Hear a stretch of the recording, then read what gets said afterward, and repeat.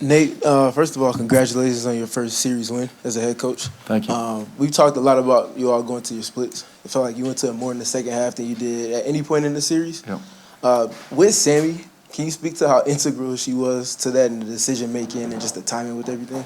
Yeah, I think in just a series and in a game, you try to find different ways to find baskets. Obviously, in the first half, I thought we had a really good half. We scored 45 points. We were looking for the matchups that we wanted. We were playing in our big pick and roll. And then, they came out and were a little bit more aggressive, and then we tried to get into our motion action, and we had some really good reads coming out of timeouts. And, Sammy, when you have someone that's willing to screen as a shooter, it really helps, but it also has to do with the passing, right, and the people coming off the cuts. So we had some really good reads in the second half for sure. Satou, first off, right down here. Oh, you're good. First off, congrats on the series win. I'm just curious for you guys, when emotions are as high as they were in this series, how do you sort of enjoy this moment but simultaneously prepare for the next series? Because you guys play Minnesota in 2 days. I've been enjoying it all year long, so that didn't change, and I just love going to battle with everyone. Like we're the right team, and for Minnesota, we'll worry about that after this win. And we've already had a few games against them, never at full strength, but we're excited. Like round 2, let's get it. What did you think about your team's resilience? Just every time New York made a run, just could continue to answer that defensively. Yeah, I'm extremely proud of this group, right?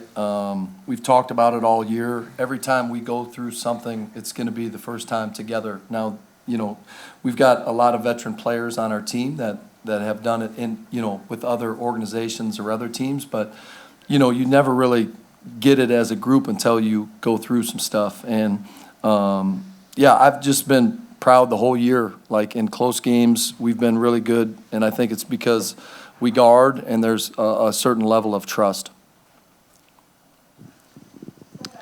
Right back here. Hey, Alyssa, this one's for you. Alioff Gabai, Sports 360 AZ. So, Coach went with that veteran group down the stretch, the group that has been there before. How did you see that experience displayed on the court? Yeah, just like you said, we've been there before. The composure to, not panic when they went on runs, to take our time, exploit the mismatches and get the shots that we were looking for. Hey guys, congrats on the win and heading to the semifinals.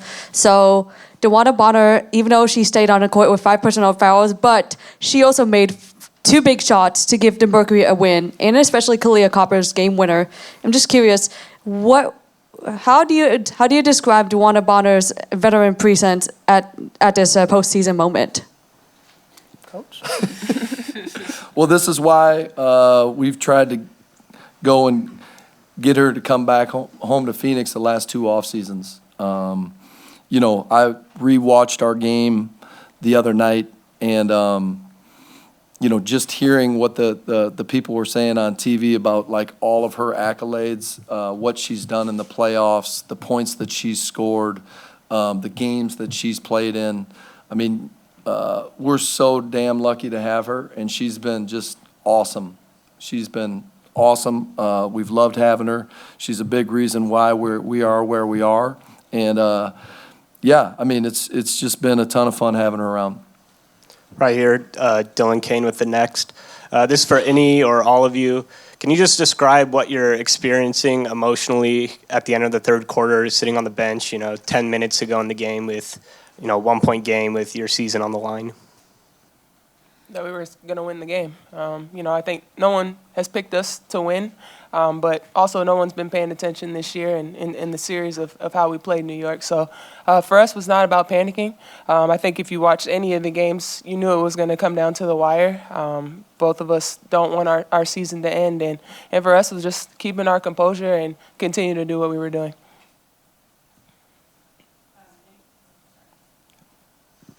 Nate, this is for you. Alyssa had an incredible performance tonight with the triple-double. One of the best triple-double performances in WNBA history, actually, postseason history. For you, what can you say about just how special her performance was tonight and what she gave your team? Yeah, I mean, I'll start with AT, but really both of these two for taking a chance and coming to Phoenix is pretty awesome. They could have picked anywhere to go, and we're super thankful and blessed to have you guys here. Is that AT's first triple-double of the year? No, I mean, listen. My bad.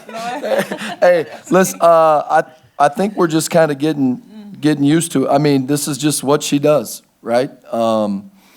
She impacts the game in so many different ways. She cares about one thing, and that's winning. And, you know, when you've got a player of her caliber with that much pride to win a game and do whatever it takes, you're going to have a great team. Nate, talk about that care factor for winning. Triple-double AT, Satou double-double, Ka was a rebound away from a double-double. The three of them, what'd you see in terms of intensity tonight? Well, we've talked about it, like whatever it takes, right? Whatever it takes. And they did that. I mean, coming down the hallway, these two are talking about getting defensive stops and rebounding the basketball. And, you know, we've got talented players. We've got players that can score. I think we'll find our way offensively. But what we've done, how we've committed to that defensive end, how we have committed to each other, I think it's very impressive with such a new group. And it starts with our leadership committee. As far as the X Factor, you guys have talked about it throughout the season, and tonight, I want to ask whoever wants to take this, what can you say about how the X Factor showed up tonight, and how did the team feed off of that energy? I got this. They were amazing. Good job. No, I mean, it fuels the fire. It's just so loud. Up, down, they cheer us on, and they keep it going. So whenever we would feel like something isn't going right, like they're just cheering us on, motivating us. But also, like the MC, like everyone is just so in it and so invested that it just makes the game a lot more fun, and you want to give 100% every time you have a Mercury jersey on. Hey guys, Greg Moore, Arizona Republic. The thing that's going to stick with me about this series was what happened in game one. I hate to even remind you of it. Satou, you didn't shoot well. Alyssa missed the one at the end, but then you guys just clicked in. What was the message after game one that put you in position to play like this in games 2 and 3? Take the series. That we were the better team. I think, you know, we played pretty good defense. We held them below their average. We just missed a lot of shots. And for us, it was just about going to get the next one and bringing it back home to win it on our home floor. You actually won the rebounding war again, like you did in game 2, and this time by a lot. So how much do you think, Nate, down the stretch, you won big in having that size goal against Minnesota, of course, with their defense?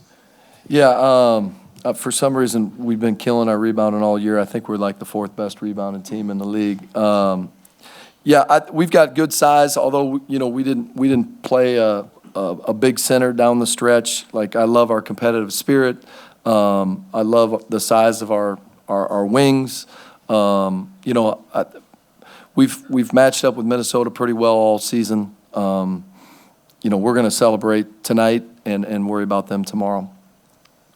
Satou, it stayed so tight throughout the second half, and you guys just stayed together. For this being such a new group together, for that lack of continuity to not show any flaws in the second half, just what do you think has allowed this group to gel so quickly, and then for it to show up in the first big moment for you guys like this?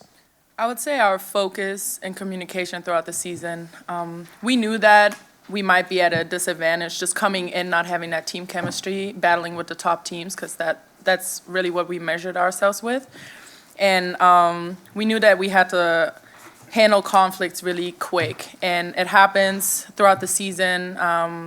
It brings you together, it brings you closer, you mold, you have these tough losses, you have these great wins, but everything goes into a bucket. And I feel like right now it's just like we're complete, and it feels great to feel that way, and it feels great to really go on to the next round with full focus and a lot of confidence in what we've done this season. AT, obviously during the playoffs, like, everyone's playing through fatigue, everyone's playing through pain, everyone's playing through their own adversities. But for Stewie to kind of do what she did with the sprained MCL and really put the team on her back, even if she wasn't successful, I mean, how much as a competitor can you just respect the effort that she put out there today? Yeah, I mean, you know, when it's playoff time, you don't want to go home. You know, you're going to give everything that you have. Stewie's the ultimate competitor. I think she's showed it day in and day out, especially this season with all the injuries that she's had. Yeah, you got to give her a lot of credit for what she's able to do.